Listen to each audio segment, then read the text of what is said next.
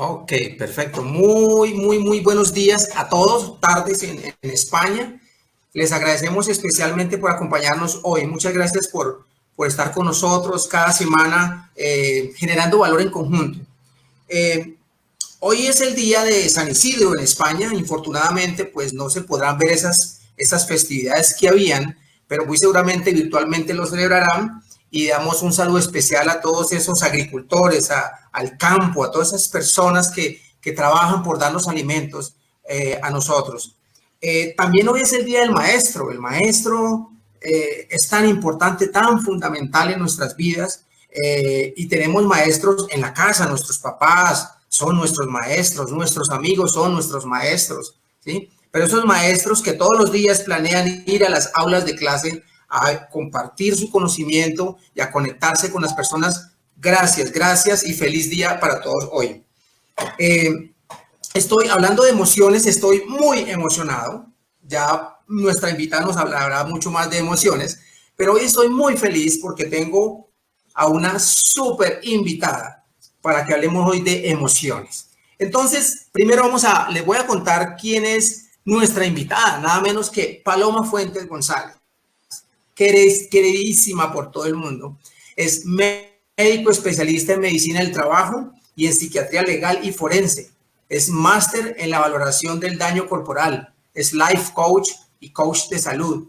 Máster en neurofelicidad. Experta en psicología positiva. Experta en ecología emocional.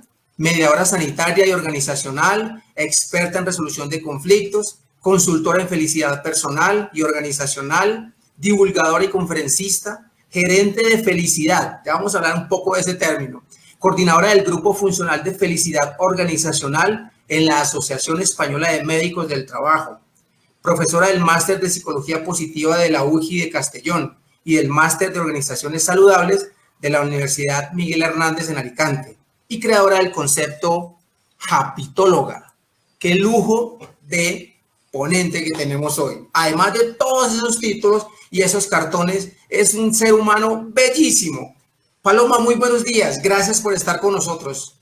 ¿Qué tal, Samuel? Muchísimas gracias. Buenas tardes desde España, que está cayendo una. Hoy estaría encantado, San Isidro, porque ahora mismo está diluviando en Madrid. Está cayendo un tormentón. Encantadísima de estar aquí con todos vosotros y bueno, pues feliz de la invitación. Encantada. Muchas gracias, de verdad. Gracias a ti, Paloma. Pues bueno, para los que no me conocen, mi nombre es Samuel Arias, soy básicamente un papá, soy papá de Luciana y de Gabriela, enamorado de mis hijas, de mi esposa, felizmente casado. Intento generar valor en cada cosa que hago y de profesión soy un administrador de empresas, tengo especialización en comercio internacional, soy coach, mentor, certificación en psicología positiva, pero más allá de todo eso, llevo 25 años trabajando, gerenciando equipos e intentando generar valor a las personas.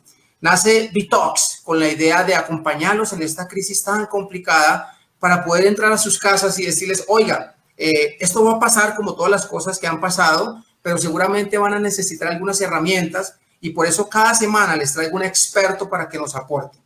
El tema de Bitox la dinámica es muy sencilla. Son 10 minutos de charla con nuestro ponente para que conozcan también ese lado humano, ¿no? A veces nosotros entramos en acción a dar conferencias, talleres, pero esa parte humana también es bonito conocerla. Entonces son 10 minutos de charla con Paloma.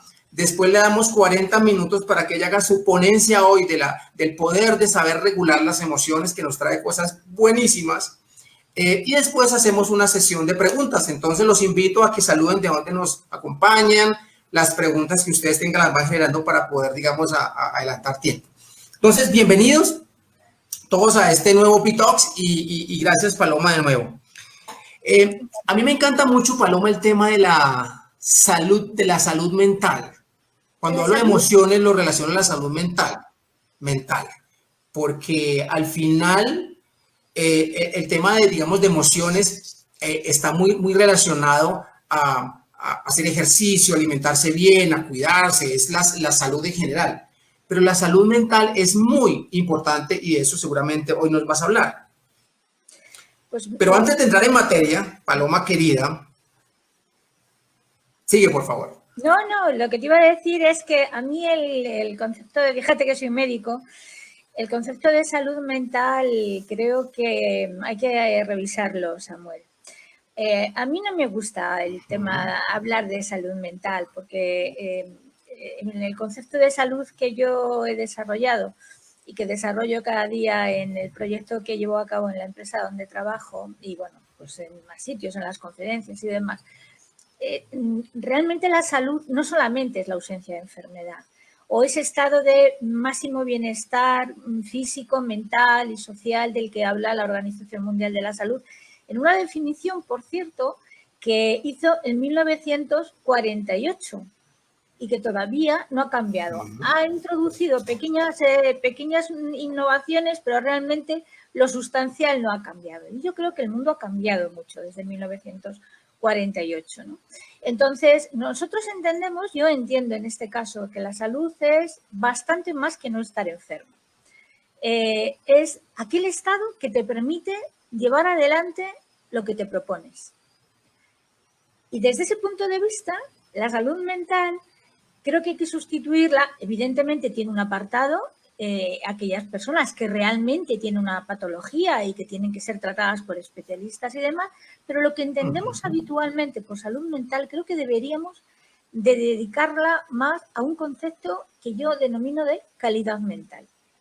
Es decir, la calidad mental es lo que deberíamos trabajar todos para que a través de la calidad mental seamos capaces de alcanzar nuestro estado de salud desde ese punto de vista, desde el punto de vista de ser capaces de cumplir, de llevar a cabo aquello que nos propongamos de su mejor manera. Es como si de alguna manera nos ayudara, nos impulsara a llevar a cabo nuestro proyecto de vida con la máxima calidad y con la máxima facilidad y sobre todo con el máximo disfrute. Para mí eso es la salud y está ligada al concepto de calidad mental, no de salud mental.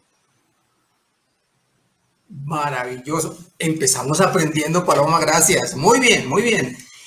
Las emociones a mí me han llamado mucho la atención porque al final, Paloma, nos levantamos con una emoción y nos acostamos con una emoción y todo el día estamos gestionando emociones. Entonces, empecemos por, antes de entrar en materia, ¿quién es Paloma? Cuéntanos, ¿quién es Paloma?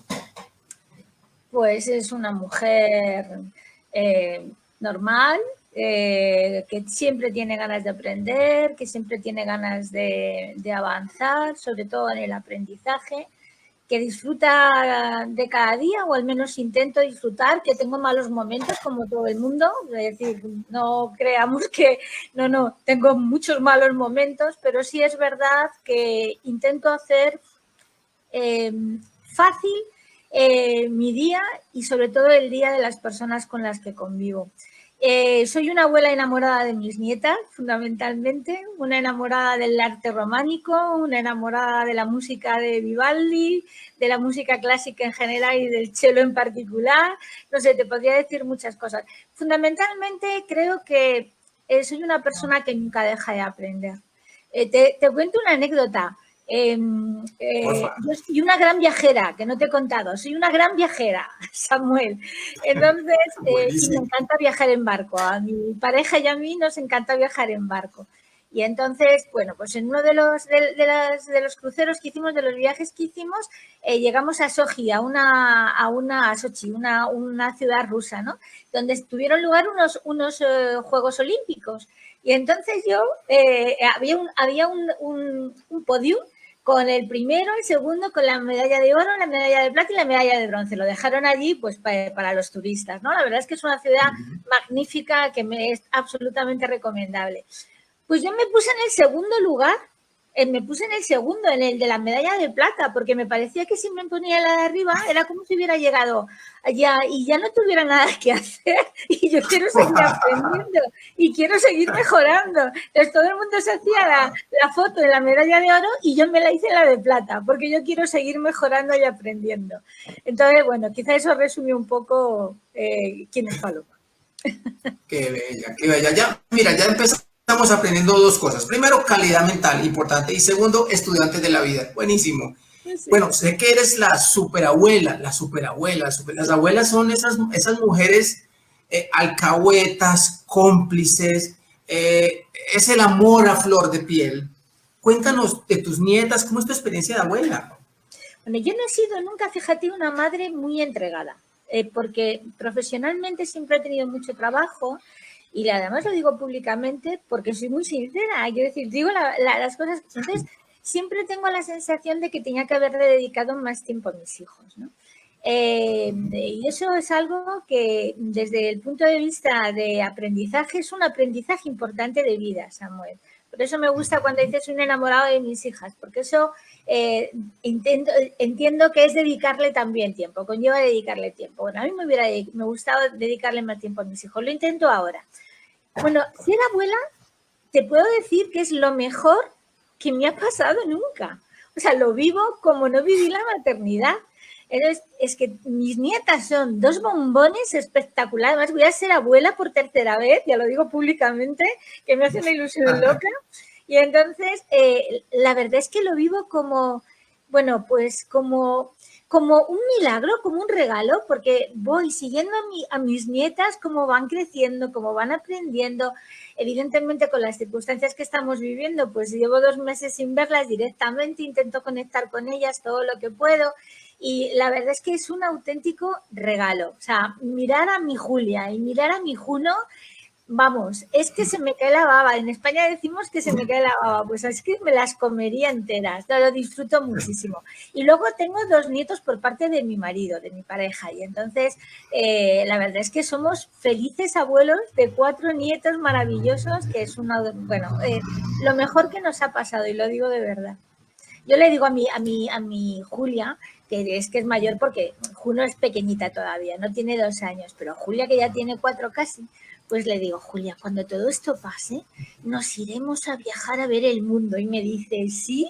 Entonces se entusiasma, no sabe lo que le estoy diciendo, evidentemente, pero bueno, yo creo que de verme la cara que pongo ya lo disfruta ya también.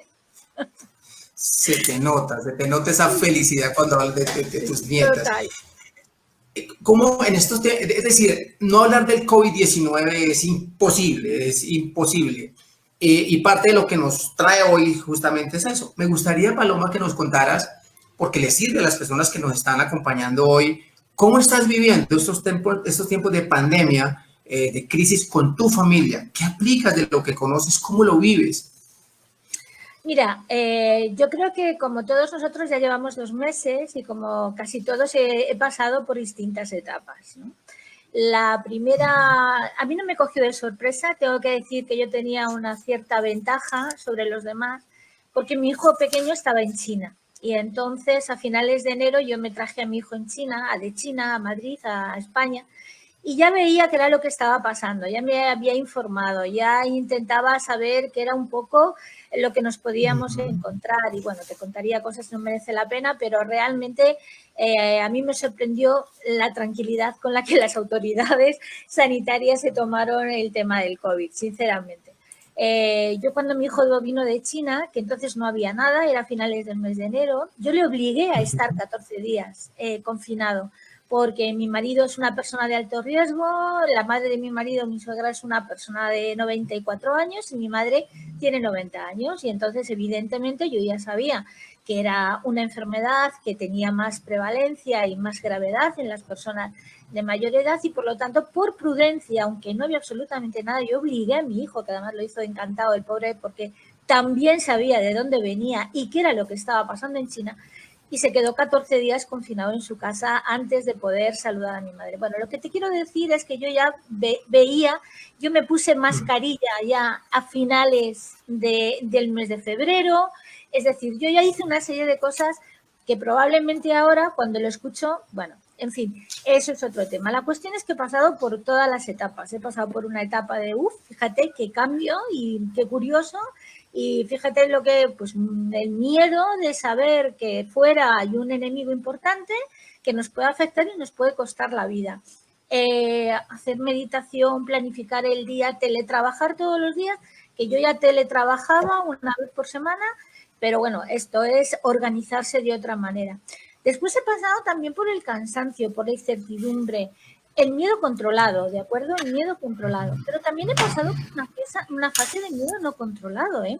Te digo que cada vez que salgo de casa y acompaño a mi marido al hospital, que tiene que ir al hospital, la vuelta es terrible. No tanto ahora, pero he pasado por una fase cuando la pandemia estaba más alta y demás, una fase muy complicada, de usar mucho lejía, de cambiarme de ropa de modo casi compulsivo, de ducharme casi de modo compulsivo. Después he ido tranquilizando, he ido gestionando esa emoción, miedo, digamos, no fóbica, pero bueno, un poquito más de miedo de lo normal, ¿no? Es decir, he pasado por muchas fases, como entiendo que casi todos nosotros, ¿no? Y ahora pues está la fase de esperanza, la fase de intentar aprender, ahora y desde hace tiempo, la fase de intentar aprender de todo esto que nos está pasando, de ayudar a los demás, de la manera en que somos capaces de hacerlo, con las herramientas que tenemos a nuestro alcance y también fundamentalmente, fíjate, de intentar aprender para que cuando salgamos de esto no cometer algunos de los errores que veníamos cometiendo. Vivimos en la sociedad de la prisa, o sea, realmente nuestra sociedad es la sociedad del hacer, no nos paramos nunca a reflexionar sobre cómo nuestra vida, si nos gusta, si no nos gusta, qué podemos hacer mejor, qué es aquello que disfrutamos, aquello que no disfrutamos, es decir, no reflexionamos nunca. Y yo creo que esta situación nos ha abierto un espacio importante del que luego hablaremos, que nos da paso a encontrarnos más con nosotros mismos, a encontrar claves que probablemente de otra manera no hubiéramos encontrado y desde luego es un aprendizaje importante si realmente tenemos las ganas de aprender de ello. Entonces, el mundo que nos vamos a encontrar cuando salgamos es un mundo igual, lo que pasa que con usos y formas diferentes, pero realmente vamos a necesitar lo mismo, Samuel. Vamos a necesitar afecto, vamos a necesitar recibir y dar afecto, vamos a necesitar seguir aprendiendo, vamos a necesitar cuidarnos y cuidar de los demás. Es decir, realmente lo esencial no ha cambiado. Van a cambiar los usos y las maneras de llevar a cabo lo esencial. Y en eso también podremos aprender, ojalá que nos sirva para mejorar las cosas que en este momento tenemos que mejorar todos. Maravilloso. Estoy seguro que así va a ser. Digamos, esta pandemia nos ha mostrado lo mejor que tenemos los seres humanos. Hay algunas manchas grises, pero en general se está volcando esa parte humana que tenemos y ahí es donde tenemos que regresar a lo esencial, a lo humano. Vamos exacto, a lo esencial. Vamos a, Paloma, a entrar en materia de hoy. Y quiero siempre pasarte a los pasos a todos por las preguntas rápidas. Es una pregunta rápida, respuesta corta. ¿Qué libro estás leyendo actualmente? Ahora mismo, el libro de El lenguaje de la felicidad, de mi amigo Luis Castellanos. Oh, maravilloso, maravilloso. Es el lenguaje optimista buenísimo, Castellanos. Una canción. Una canción. Uy. Cualquiera de Mercedes Sosa. Mercedes Sosa, gracias a la vida que me ha dado tanto. ¿A quién admiras? A mi marido. A mí, wow, esa respuesta me mató, buenísima. A mi marido. Si tuvieras la oportunidad de pasar 15 días con una persona que admiras, aparte de tu marido, ¿a quién elegirías como compañero de viaje? A mi madre. ¿Tu madre? A mi madre, porque tampoco le he dedicado mucho tiempo últimamente a mi madre. Bueno, tu madre, qué bueno, qué bueno. Y esta pandemia también nos está llevando a, digamos, a generar conciencia, ¿no? De la importancia de valorar los seres queridos, de aprender, como dices tú, estudiantes de la vida. Y como vamos a hablar de neurociencia, de cerebro, de emociones, pues el cerebro todo el tiempo está aprendiendo, bien o mal, pero todo el tiempo está aprendiendo. De ahí la importancia de generar conciencia de qué estamos guardando en nuestro cerebro. Entonces, vamos a hablar un poco de cómo una médica pasa a ser gerente de felicidad de una compañía. Cuéntanos brevemente cómo haces ese paso, ¿por qué? Porque yo, además de ser la médica, como tú dices, era la responsable del área de psicosociología. En España, la prevención tiene una serie de especialidades. Nosotros dividimos la psicosociología y la ergonomía y había responsables de cada una de ellas. Y yo era la responsable del área de psicosociología. y me dedicaba a hacer las evaluaciones de riesgo psicosocial y me dedicaba a estudiar el estrés, sus consecuencias, a prevenirlo, bueno, a hacer todo lo que tenía que ver con el máximo riesgo psicosocial que hoy por hoy sigue siendo y continúa siendo el estrés. Y yo me daba cuenta de, con la doble visión que tenía, que era un privilegio de médico por una parte y responsable de psicosociología por otra, que no me cuadraba. No me cuadraban los resultados de la evaluación de riesgo psicosocial porque prácticamente no teníamos estrés. Trabajo en una compañía que es una maravilla, Samuel, una maravilla. O sea, trabajo en una compañía que cuida a las personas con mimo y con ternura, te diría yo. Entonces, realmente no había, más que puntualmente, situaciones y momentos del año en determinados puestos que podían conllevar un estrés y en todo caso era un estrés moderado, ¿no? Y sin embargo veía gente que tenía patologías que podían ser causadas, que podían tener una base asociada al estrés.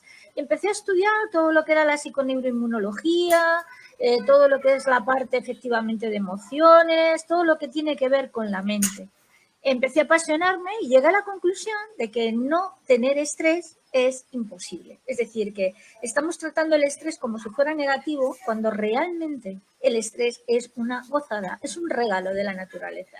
Y entonces empecé a cambiar la visión y mi visión cambiada intenté transmitirla a los responsables en aquel momento de prevención con una visión de no tener estrés, sino tener estrés, pero hacer que la gente sea feliz. Entonces, bueno, pues a partir de ahí creé un modelo que luego he ido cambiando. Primero fui la responsable de bienestar emocional hasta que un día me dijeron, oye, mira, que esto nos gusta. Te vamos a proponer si quieres que creemos un área específica de felicidad. Te puedes imaginar el salto que pegué. Samuel, vamos, que es que no me lo creía, vamos, que me iba de vacaciones y me fui de vacaciones pensando que a la vuelta, vamos, me habían hecho el mejor regalo de mi vida, ¿no? Después de mis nietas. Y la verdad es que, bueno, yo creo que está sentado. La palabra daba mucho miedo, la palabra felicidad en la empresa daba mucho miedo. Y sin embargo, yo creo que ahora mismo, y probablemente sea ese el mayor de los logros que hemos conseguido, es que la felicidad ya se entiende de otra manera distinta, que no es solamente la de estar contento y la de estar alegre. La felicidad se puede producir en una situación como la que estamos, que no es precisamente de contento y alegría, ¿no? Entonces, realmente creo que ese transmitir que realmente la felicidad es algo que nos acompaña a todos y que es una responsabilidad de cada uno de nosotros, que no es algo que venga del exterior, que esté asociado a algo material o a una situación externa, sino que se produce dentro y por lo tanto somos nosotros los que tenemos la llave para generarlo. Y pues creo que eso lo estamos consiguiendo y para mí es una maravilla, es una maravilla. No, buenísimo. Te cuento que la primera vez que yo escuché sobre un gerente de felicidad, que yo dije hace como 6 años, gerente de felicidad, conocí a Rodrigo Rojas, que es el gerente de felicidad del Banco del Estado en Chile, tuve la oportunidad de conocerlo. Y la gerencia de la felicidad ha avanzado significativamente, ya está pasando, ha pasado por fortuna del tema del salario emocional, ¿sí? Que simplemente es una parte de buscar bienestar en las personas, y está saltando a un modelo verdaderamente de bienestar y económico también para las organizaciones, donde ya básicamente ya conocemos todos esos indicadores de la felicidad, pero digamos, cuando tú te nombras hapitóloga, ese término me encanta, es porque hay detrás una persona experta tratando de hacer de que las cosas sucedan, ¿sí? Entonces, desde ese punto de vista y para entrar en materia de la ponencia de hoy, te quiero hacer una última pregunta. ¿Cuáles son los indicadores concretos que hoy, de éxito, por supuesto, está arrojando tu trabajo en Majú San Miguel? Indicadores de éxito, muy rápidamente, ¿cuáles han sido? Pues los indicadores de éxito son, mira, la cantidad de gente que acude mensualmente a todas las actividades que vamos proponiendo.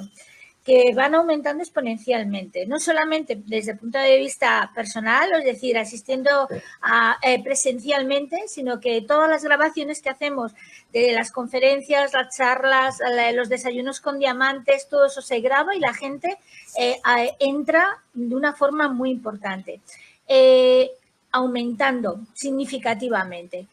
La participación ahora mismo para mí es el indicador más importante, para que te hagas una idea.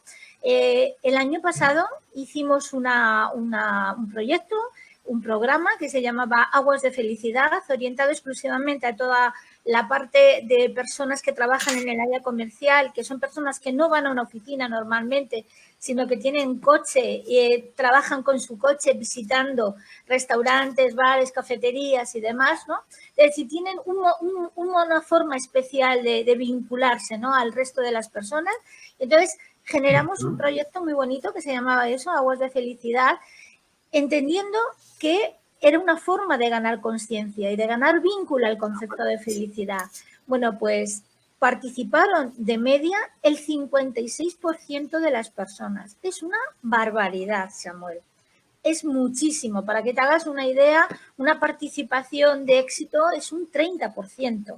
Entonces, una participación media de un 56%, de 10 semanas de duración, incluyendo los sábados en los que por la mañana tenían que responder una pregunta de 2 minutos y los lunes ver un vídeo, bueno, fue un auténtico exitazo. Pero mira, te voy a decir cuál es el indicador más importante.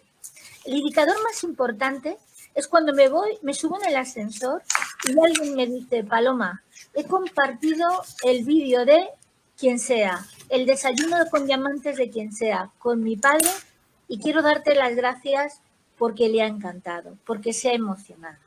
Para mí, ese es el indicador fundamental. Es decir, no todo se mide con números, Samuel.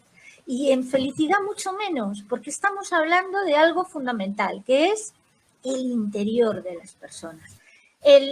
La sensación de confianza, de altruismo, es decir, estamos midiendo habilidades que, por cierto, tenemos una herramienta que hemos creado con una consultora que se llama el CHEF, porque en mi proyecto trabajamos 20 habilidades de desarrollo de la calidad mental. Bueno, pues ese CHEF nos mide cómo vamos mejorando en calidad mental, porque somos capaces de medir de dónde partimos y tras el entrenamiento a dónde llegamos. Es decir, también tenemos números, pero yo sigo insistiendo. Para mí lo más importante es el comentario, el abrazo que de repente alguien me da y me dice, gracias, y te digo, ¿por qué? Y me dice, porque me ha encantado tal cosa, es decir, ese cambio de sensibilidad, ese cambio de mentalidad hacia lo que realmente es importante, ¡buah!, a mí se me parece una pasada. Y te digo, y los indicadores de salud empezaremos a verlos en no mucho, porque también hay indicadores de salud asociados a los proyectos de felicidad. Hay indicadores de proinflamación, indicadores de incidencia de determinadas enfermedades, de cómo va variando la frecuencia cardíaca. Hay un indicador de frecuencia cardíaca y de tensión arterial. Es decir, todo eso lo iremos viendo, pero para mí ahora mismo el éxito es el ver que la gente está cambiando su percepción de qué es importante y qué no, y cuál es la responsabilidad que tiene en trabajar su propia felicidad. Wow. ¿Cuántos colaboradores tiene Majú San Miguel? Ahora mismo en España 3.200 personas. 3.200 están siendo impactadas con tu modelo de felicidad. Sí, hasta me fui a la India, que tenemos una fábrica, y me fui a la India y una conferencia en la fábrica de la India. Muy curioso, porque ahí no pude abrazar. Me dijeron, no abraces, no abraces. Y la verdad es que vinieron ellos a abrazarme. Es que es imposible verte y no abrazarte, mi querida Paloma. Gracias. Digamos que lo que estamos diciendo acá, si quieres podemos ir intentando tu presentación, ponerla porque no me llegó el correo. Intenta mientras voy cerrando para que entremos a tu ponencia. Pues, a ver, si quieres, inténtalo mientras yo voy conversando con la audiencia, vale, y vamos cerrando. Ok. Pues Paloma lo que nos está diciendo es que un modelo de felicidad hoy está orientado a las personas, por supuesto, y es lo más importante. Y le preguntaba cuántos colaboradores tiene, porque estamos pensando que está impactando a 3.000 seres humanos, ya están generando conciencia en la sociedad, lo que yo le llamo un hemosistema. Estamos hablando de un hemosistema de buenas personas con calidad mental, personas con conciencia ambiental, personas con conciencia social, y creo que eso es lo más importante. Vale, perfecto. Yo quería empezar contando que el otro día, habíamos hablado de mi nieta, yo le contaba a mi nieta el otro día, bueno, hace ya más de 2 meses, hablando de la vida, ¿no? De lo que era un ser vivo, porque le encantan los animalitos y tal, lo que era un ser vivo.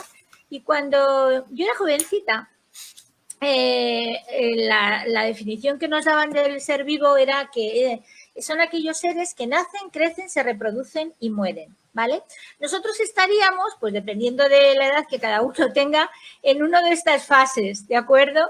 Hombre, la última no, a la última evidentemente, afortunadamente no hemos llegado a ninguno. Pero bueno, llegaremos, no pasa nada, y además es algo que biológicamente es normal. La cuestión es que nos tenemos que mirar, que nos tenemos que fijar en estas flechas, porque fijaros, mirad, entre un animal unicelular, yo soy médico, entre un animal celular y la persona que está a la derecha, que es el ser humano como hoy lo conocemos, pues han pasado muchos años, ha habido una evolución importante. En concreto, 3.799 millones o 900 millones de años, es decir, casi 3.800 millones de años, porque la vida empezó, dicen, aproximadamente hace 3.800 años y el ser humano lleva, tal y como lo conocemos nosotros, el Homo sapiens como lo conocemos, unos 180.000 años, ¿vale? Bien, ¿por qué cuento esto? Porque la diferencia en las flechas es una fundamental, es decir, la vida entre un ser unicelular y un ser humano, o como todos nosotros, es muy parecida, pero hay una diferencia importantísima. ¿Qué es esta? El cerebro. Nuestro cerebro, el cerebro de un ser humano, es un cerebro único. No existe ningún cerebro que se conozca en el universo conocido igual. Para darme un poco de prisa, es importante que recordemos que dentro del cerebro tenemos 3 cerebros distintos. El cerebro reptiliano, aproximadamente unos 500 millones de años, que es el cerebro de los instintos, el cerebro de la supervivencia. Imaginaros si tuviéramos que dedicarnos a pensar que cuando tenemos que respirar, cuando tenemos que poner en marcha la digestión, cuando tenemos que poner en marcha la filtración de los riñones para poder hacer pis y eliminar los residuos. Bueno, todo eso lo hace nuestro cerebro reptiliano, que es el que mide las funciones automáticas de nuestro cuerpo. ¿De acuerdo? Entonces, muy práctico, lo compartimos con los reptiles y nos deja, digamos, hacer cosas bastante más importantes, fijar nuestra atención en cosas más importantes, no más importantes, lo más importante es lo que está guiado por el cerebro reptiliano, porque evidentemente si se nos olvidara manejar el corazón en sístole y en diástole, pues no seguiríamos para adelante, ¿no? Con lo cual las funciones básicas, las que tienen que ver con la supervivencia, son las que tienen comentadas el cerebro reptiliano. Aproximadamente 300 millones de años después apareció el cerebro límbico, que es el cerebro que hoy nos va a ocupar, el cerebro de las emociones, el que compartimos con los mamíferos. Y luego de este hablaremos, lo vamos a hablar mucho más extendidamente. Y por último, el cerebro humano, el neocórtex, lo que nos hace humanos realmente, lo que nos da capacidad para pensar, razonar, planificar, imaginar el futuro, que somos los únicos seres sobre la Tierra que somos capaces de planificar el futuro, pues este tiene aproximadamente unos 100.000 años, ¿de acuerdo? Con lo cual, evidentemente, nosotros vamos a guiarnos y vamos a hablar de todo lo que se produce en esta parte que es, no sé si me ve el dedo, pero bueno, yo lo marco, que es el cerebro límbico. Este es el cerebro límbico. Tiene muchas más partes, ¿eh? Tiene el lóbulo cingulado, tiene los ganglios basales. Digamos que es mucho más complejo de lo que pone esta diapositiva, pero estas son las partes más importantes. Está dentro de ambos hemisferios, está en el interior, en la parte justo superior al cerebro, el tallo cerebral, a la parte más antigua que tiene el cerebro, y entonces pues está formada por una serie de estructuras, de las cuales la más importante, no es importante que os acordéis de los nombres, pero sí es importante que sepáis que el hipotálamo, el hipocampo y la amígdala son vitales en nuestro sistema de regulación de emociones, ¿vale? Bien, en definitiva, ¿qué son las emociones? química. Realmente las emociones son química, compuestos químicos, neuropéptidos, proteínas, que se forman en esa zona y a través de las cuales van las señales de todo esto que sentimos y de muchas más emociones. Hay muchísimas más emociones. Hay 6 emociones primarias, bueno, hay otras teorías, pero yo creo que hay 6 emociones primarias y un montón de emociones secundarias. Bueno, pero en definitiva todas ellas, tanto las primarias, que son con las que todos nacemos, y las que están más ligadas a la parte de supervivencia, como las secundarias, que son combinaciones del resto de las primarias y entre ellas se combinan y demás, en definitiva son todos neuropéptidos. Yo lo siento, pero el amor, la ira, el miedo, la alegría, digo que lo siento porque le quita parte de la poesía, ¿no? Por ejemplo, al amor. Pero realmente todo es química. Fijaros, ¿para qué sirven las emociones? Si yo os enseño esta foto, y os enseño esta foto, y os enseño esta foto, y os enseño esta foto, a que todos somos capaces de saber aproximadamente qué es lo que están sintiendo esas personas. ¿Verdad que sí? Porque las emociones tienen fundamentalmente una función, que es la función de supervivencia. Es la función de hacer que cada día, cuando nos metamos en la cama, lleguemos a la cama sanos y salvos. Es la función más importante que tiene nuestro cerebro, la de permitir que cada día sobrevivamos a cualquier situación que la vida nos pueda plantear. Y eso lo hace con 3 funciones distintas. Un GPS, es decir, nuestras emociones nos sirven para saber cómo nos sentimos y por tanto dónde nos situamos en la vida. Es un GPS interior de un enorme valor. Son una especie de eso, de GPS, donde nos dicen las coordenadas de lo que sentimos y donde nos encontramos desde el punto de vista de como seres humanos en cada momento, siempre sin perder de vista que la supervivencia es lo más importante para que encontremos el camino, que es algo muy, muy, muy fundamental, sobre todo en tiempos de crisis como el que estamos viviendo. Y luego también es una paleta de colores. Imaginaros que nuestra vida no tuviera emociones, que no sintiéramos alegría o tristeza o ira o miedo o celos o amor. Nuestra vida sería así prácticamente, blanco, sería un tapiz soso, un tapiz sin ningún tipo de gracia, mientras que con las emociones nos llenamos de colores la vida. A veces son colores que no nos gustan, a veces son colores complicados de asumir, pero también esos son importantes porque también esos nos ayudan a situarnos en el GPS, con el GPS que antes hablábamos. Y luego la tercera función que tiene fundamentalmente, y esta para mí es la más importante de todas, es que las emociones son energía, pura energía. Son la pila más importante, la energía invisible más importante que tenemos en nuestra vida. Porque todos pensamos que tomamos las decisiones con la parte del lóbulo prefrontal, de la corteza prefrontal, de lo que nos hace humanos, las decisiones razonadas, reflexivas, y no es verdad. La mayor parte de las decisiones las tomamos con nuestro cerebro automático, del que las emociones forman una gran, enorme parte vital de él. Esa batería, fijaros si incluso se puede ver en un estudio que se hizo en la Universidad de Helsinki, y es que esta diapositiva me parece de lo más llamativa. Se hizo un estudio en el que se cogió a 765 personas y se las dividió en 6 grupos, por cada una de las 6 emociones básicas. El miedo, la ira, la tristeza, el asco, la sorpresa y la felicidad, la alegría. Bien, pues a cada uno de esos grupos se les pasó una película, una historia que tenía que ver con cada una de esas emociones. Y a continuación, nada más terminar, se les pasó por una cámara de infrarrojos. Como las emociones son energía, la cámara de infrarrojos lo que hizo fue localizar dónde tenía fundamentalmente localizada la energía. Bien, lo negro es muy poquita energía, prácticamente nada. Lo azul, un poquito de energía, poco de energía. Lo rojo es bastante energía y lo amarillo es energía a tope. Fijaros dónde está situada la energía de cada una de las emociones. Tened en cuenta que el corazón está rojo o amarillo porque evidentemente siempre está funcionando, siempre tiene energía, con lo cual esa parte siempre está encendida. Hay veces que más y veces que menos, pero siempre está encendida, ¿vale? Entonces, fijaros dónde tiene la energía, por ejemplo, la ira.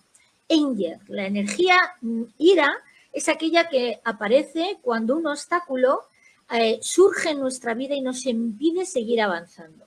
Bueno, pues lo que necesitamos en ese momento es energía, ¿dónde? En las manos, en los puños, para derribar ese obstáculo. Entonces, tiene energía en el cerebro, tiene energía en toda la parte de arriba y tiene en la parte del tórax energía sobre todo en los brazos. Fijaros que es la emoción que más energía acumula en los brazos, porque necesitamos acumular toda esa energía para derribar ese obstáculo que no nos está dejando seguir avanzando. Fijaros dónde tiene la tristeza, sadness, acumulada la energía. Prácticamente está apagada, tiene muy poquita energía. ¿Por qué? Porque el miedo la tristeza aparece como consecuencia de un cambio importante y negativo en nuestra vida, que lo que hace es que nos lleva a recolocarnos y por lo tanto la energía la necesitamos más dentro que fuera. Con lo cual, digamos que nos lleva a mirar dentro, es una emoción que nos lleva a mirar dentro. Y por último, como no tenemos mucho tiempo, vamos a hablar de la felicidad, la alegría. Bueno, yo simplemente os hago la atención, os llamo la atención sobre que es la única emoción que está, bueno, el cerebro está a tope, fijaros cómo está el cerebro, está que se sale, ¿vale? Y es la única emoción que tiene todas las partes del cuerpo iluminadas, un poquito más, un poquito menos, pero todas las partes iluminadas. Incluso es la única que ilumina las extremidades inferiores, cosa que en el resto prácticamente están todas a cero, ¿vale? En una de las conferencias que di, esto lo cuento porque me parece muy divertido, alguien me dijo una vez que no estaba de acuerdo, que la emoción que nos llenaba más de energía entendía que era el amor. Y entonces dije, oye, pues yo qué sé, a lo mejor tiene razón y es verdad. Y entonces, como el estudio se hizo extensivo a las emociones secundarias, no a todas, pero algunas de las emociones secundarias, lo miré y lo incorporé. Mirad el amor. El amor es esto. No sé si me estáis viendo con el punzón. Bueno, el amor tiene mucha energía en el cerebro, mucha energía en el tórax y mucha energía en otros sitios. Pero los pies y los brazos, pero sobre todo las piernas y los pies los tiene prácticamente sin energía. Luego, por favor, comparad felicidad y amor y veréis que no, que la única energía que nos llena por completo del todo es la única emoción, es la felicidad. Bien, hay algo que es muy importante que tengamos en cuenta y es que la felicidad, perdón, que la emoción en general, todas las emociones son automáticas. Por eso yo le decía el otro día a Samuel que gestionar, a mí no me gusta mucho la palabra de gestionar emociones, el término gestionar emociones, porque las emociones me parece que se gestiona lo que uno tiene capacidad de gestionar, ¿no? Entonces, realmente las emociones aparecen de forma automática, son instantáneas. Lo que sí que es verdad es que aparecen siempre ligadas a esto. ¿Quién enciende mi emoción? ¿Quién enciende mi cerebro automático en la emoción? Lo enciende mi pensamiento. Los pensamientos son los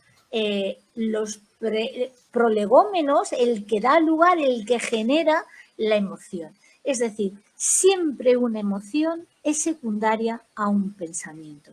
Luego, si sabemos que la mayor parte de los pensamientos son automáticos, de los aproximadamente 60.000 pensamientos que tenemos cada día, el 95% son automáticos y no los controlamos, es muy importante que nos demos cuenta de que la mayor parte de las emociones que tenemos, todas son automáticas, pero va a ser muy complicada regularlas porque estarán ligadas a pensamientos que tampoco vamos a poder controlar.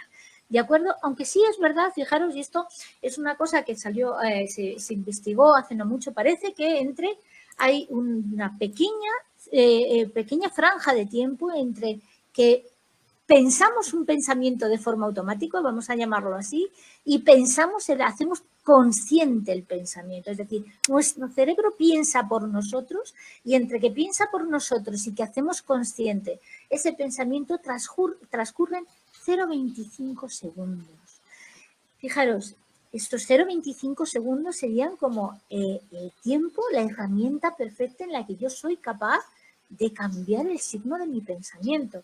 Esto evidentemente en la mayor parte del día no es práctico, pero ojo, cuando tengamos que tener pensamientos, tomar decisiones y por tanto tener pensamientos de mucha calidad, tomados desde la reflexión, desde nuestra parte izquierda del cerebro, el cerebro reflexivo, el cerebro racional, es importante que sepamos que este pensamiento es automático o este pensamiento lo he pensado con esta parte.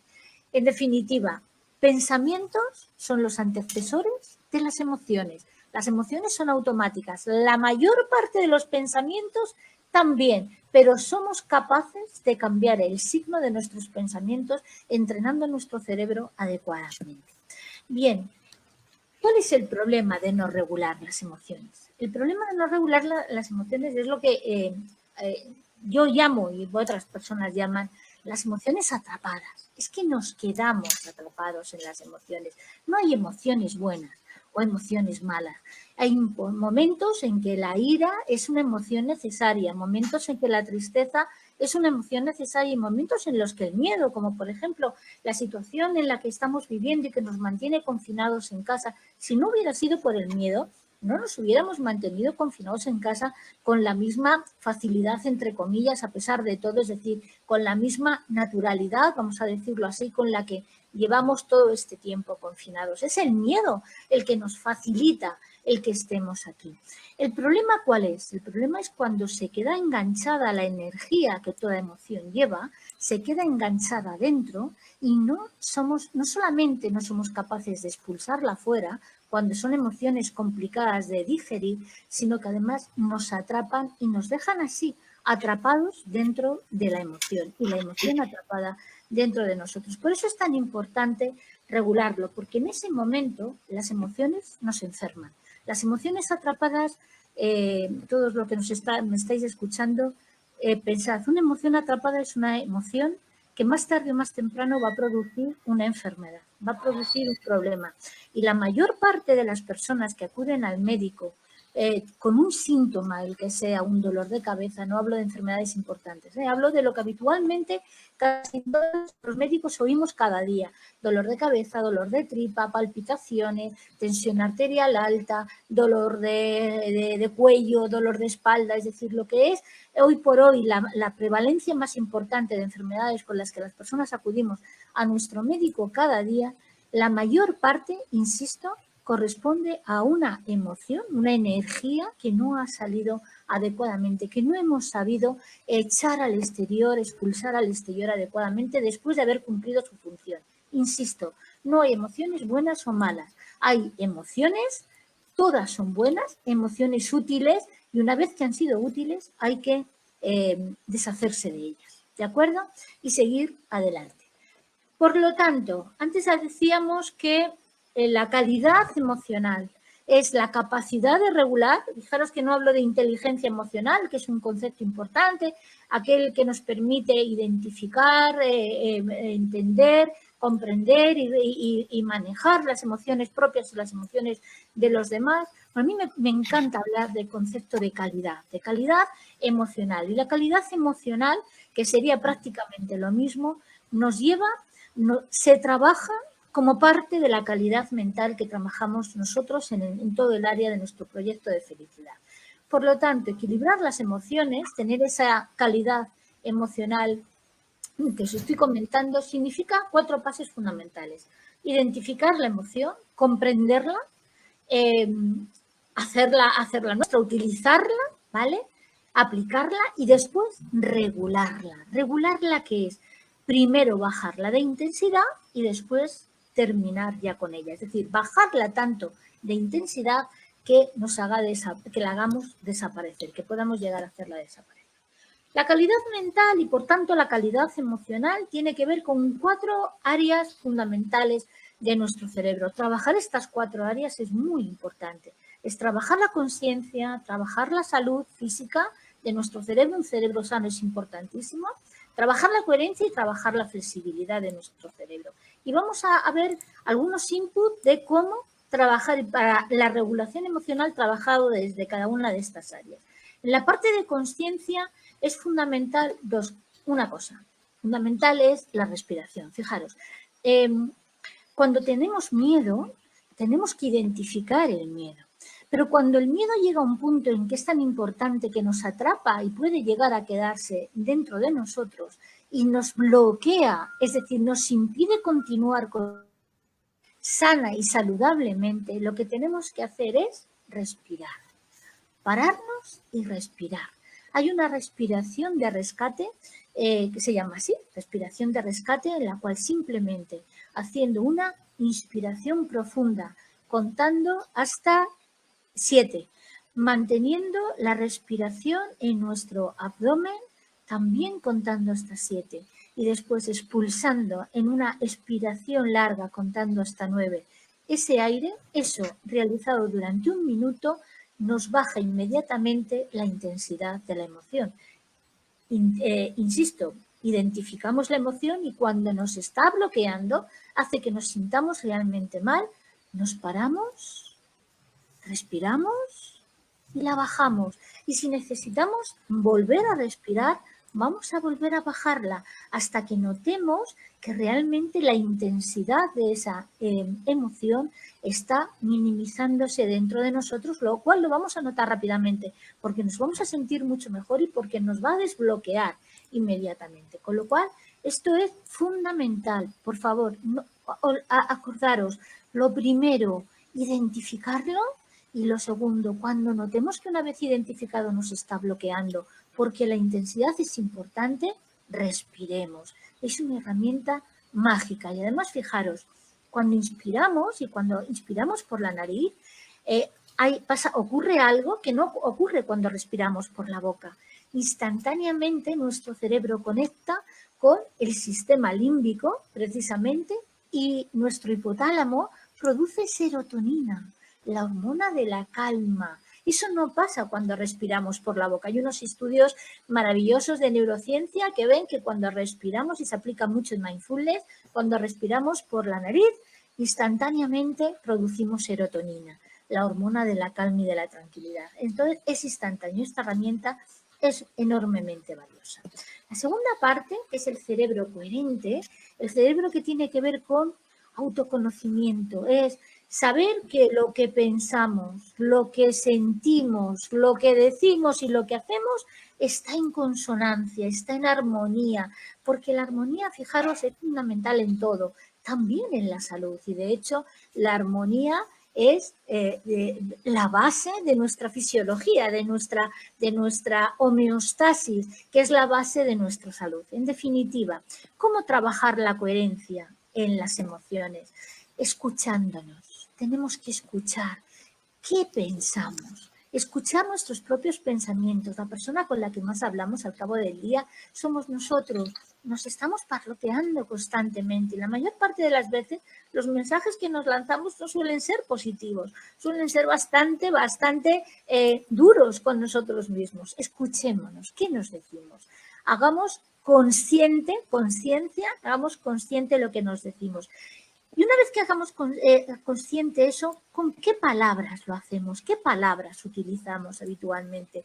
Porque las palabras son otra forma de energía, igual que las emociones. Con las palabras somos capaces de curar a las personas o de hacer daño a las personas. Somos capaces de transmitir abrazos que no podemos dar físicamente. Somos capaces de transmitir consuelo que no somos capaces de transmitir de otra manera, a lo mejor, sobre todo en estas condiciones. En definitiva, las palabras son el vehículo más impresionante de nuestras emociones. ¿Qué palabras utilizamos en nuestro día?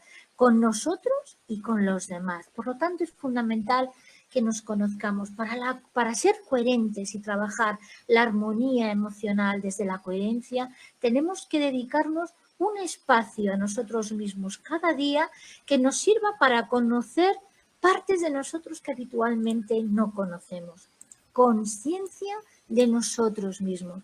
Un espacio de reflexión de 15-20 minutos, que en estas condiciones, además de confinamiento, es mucho más fácil de lo habitual y es la herramienta perfecta para entender muchas cosas que habitualmente no conocemos, de nuestras reacciones, de nuestra forma de sentir, de cosas que podemos mejorar y sobre todo de dónde nos encontramos desde el punto de vista emocional. ¿Cuál es la emoción que siento?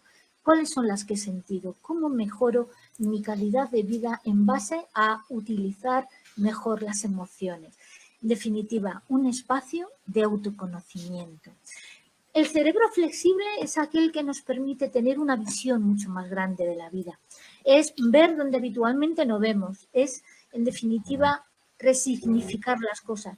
Resignificar las cosas es tener más llaves que nos permitan tener acceso a más herramientas, que nos permitan tener acceso a más claves de nosotros mismos y de los demás, más claves de situaciones, de soluciones a situaciones, más claves de autoconocimiento, más claves de dar respuesta a determinadas circunstancias, más claves de crecimiento personal, en definitiva, a resignificar nuestra vida, porque fijaros, todo depende de lo que nos digamos, cuál es el relato que nos contamos cada día de nuestra vida, porque ese relato de nuestra vida es lo que nos va a marcar el día siguiente. En este instante estoy trabajando mi instante siguiente, resignificando mi instante de ahora mismo, voy a darle probablemente un significado distinto a dentro de 5 minutos que también forma parte de nuestra vida. Resignificar nuestra vida es ver lo extraordinario en las cosas normales, es ver la importancia de los afectos en la vida que habitualmente no lo hacemos, es agradecer aquello que habitualmente entendemos que es lo normal, es muchas cosas. En definitiva, es ampliar nuestra visión, es ampliar nuestra forma de ver las cosas, de ver lo que hacemos, de ver lo que somos y de ver lo que los demás significan para nosotros. Siempre con un objetivo, que es hacerlo más grande, hacerlo más armonioso, más equilibrado y hacerlo, en definitiva, más saludable. El cerebro sano, evidentemente, se trabaja de muchas maneras, con ejercicio físico, con una alimentación saludable, pero aquí quería traeros algo que me parece fundamental, el sueño. Dormir, descansar, es fundamental para nuestro cerebro, para mantenerlo activo, para mantener nuestras conexiones neuronales activas, para mantener esas conexiones neuronales en una zona fundamental de nuestro cerebro, el hipocampo, que es donde mantenemos los recuerdos, donde fijamos y realizamos nuevos recuerdos, donde hacemos nuevos aprendizajes. Por lo tanto, es vital que mantengamos ese sueño. Primero, porque necesita nuestro cerebro descansar y por la noche el cerebro se limpia. No, el cerebro no se para nunca, está constantemente trabajando, pero por la noche hace algo vital, que es eliminar las toxinas. Y os puedo asegurar que con un metabolismo tan acelerado como el que tenemos, 25% del consumo de oxígeno y de glucosa, evidentemente, hacemos muchos residuos, generamos muchos residuos. Bueno, pues eso el cerebro lo limpia por la noche. Luego, además, fijamos los recuerdos.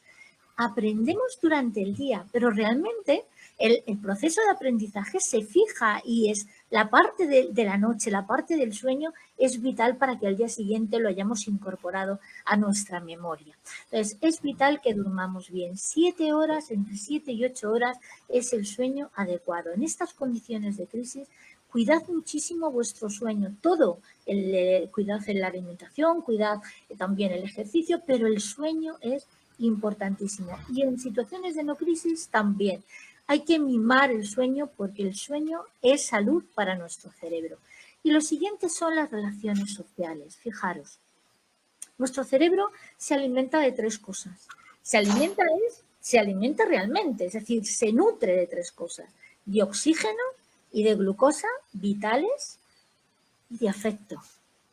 Nuestro cerebro necesita afecto para crecer incluso desde el punto de vista orgánico. Por eso es tan importante para nuestra salud de regulación emocional, nuestra calidad emocional, mantener una red de afectos emocionales fuerte, potente, Lo dice el estudio de Harvard más largo, el estudio que se ha llevado a cabo en la Universidad de Harvard más largo que se ha llevado a cabo en la historia de la psicología, el estudio de desarrollo adulto, que todavía sigue adelante y en cuyas conclusiones dice que la felicidad de las personas está ligada fundamentalmente a la solidez de las relaciones sociales que somos capaces de establecer a lo largo de nuestra vida.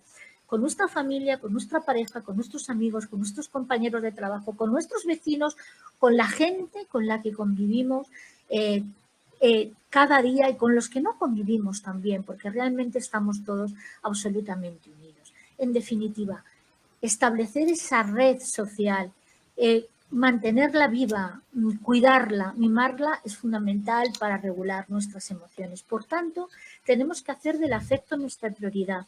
Y eso se hace manteniendo cada día un espacio, no solamente para nosotros, sino también para los demás, un espacio de calidad, un espacio en el que escuchemos, en el que seamos apoyo, en el que seamos referencia, en el que generemos afecto hacia los demás, en el que sepamos que somos parte de una red enorme en la cual estamos todos unidos por las mismas cosas, las mismas necesidades, y que seamos capaces de hacer que los demás sientan ese afecto como nosotros sentimos el afecto de los demás. Cuando lleguemos al trabajo, cuando todo esto pase y empecemos a recobrar una vida laboral plena y lleguemos al trabajo, pensad que esa red de afectos es una de las terapias más importantes, de los fármacos invisibles más importantes para nuestra salud. No vamos a poder abrazar con los brazos, pero vamos a poder abrazar con las palabras. No vamos a poder acercarnos mucho a las personas para mantener la distancia física, pero sí vamos a poder mandarles mensajes de gratitud, mensajes de reconocimiento. Sí vamos a poder mandar nuestro afecto y nuestro cariño de muchas maneras, porque el efecto sobre nuestro sistema límbico es exactamente igual, generar emociones positivas, emociones no positivas, emociones maravillosas para mantener esa red de afectos y recibir de los demás las mismas emociones. Esta diapositiva me encanta porque fijaros, en un momento vais a ver cuál es el efecto de alguien que mantiene una regulación emocional buena. Es maravilloso porque realmente, os lo voy a pasar otra vez, porque realmente merece la pena. Es lo más contagioso, regular adecuadamente nuestras emociones es lo más contagioso que podemos hacer. Ayudar a los demás a regularlo es el objetivo número 1. Y quería terminar con un poema en el que se resume un poco todo lo que os he contado. Este poema es muy famoso. Primero se pensó que era un poema que había aparecido en un banco de una iglesia hace muchos años, en el siglo XVI. No es verdad, es de un abogado y filósofo que vivió a primeros de siglo y que es verdad que solamente se publicó cuando su mujer lo encontró y publicó un libro cuando su marido había muerto. Y la mujer publicó un libro con muchos poemas que había encontrado de su marido, escritos de su marido, en un libro que se llamaba Desiderata Happiness. Desiderata es deseos de lo que sea, ¿no? En este caso, deseos de felicidad. Bueno, pues os lo voy a leer, es muy corto, no, parece que es mucho, pero no es mucho, veréis. Dice, camina plácido entre el ruido y la prisa y piensa en la paz que se puede encontrar en el silencio. En cuanto te sea posible y sin rendirte, mantén buenas relaciones con todas las personas. Enuncia tu verdad de una manera serena, emoción y clara. Y escucha a los demás, incluso al torpe e ignorante. También ellos tienen su propia historia. Evita a las personas ruidosas y agresivas, emoción, ya que son un fastidio para el espíritu. Si te comparas con los demás, te volverás vano y amargado, pues siempre habrá personas más grandes y más pequeñas. Es importante que recordemos que somos únicos cada uno de nosotros.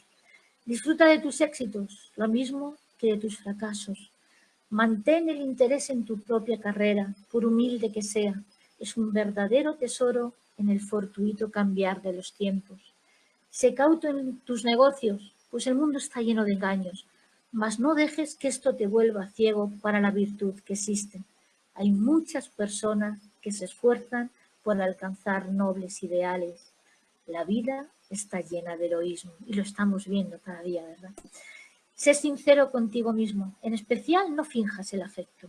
Entrégalo con generosidad, redes, y cuida del amor, pues en medio de todas las arideces y desengaños es perenne como la hierba. Acata dócilmente el consejo de los años, abandonando con donaire las cosas de la juventud. Cultiva la firmeza del espíritu para que te proteja de las adversidades repentinas.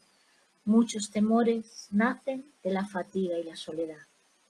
Sobre una sana disciplina, sé benigno contigo mismo, espacio de autorreflexión, de autoconocimiento.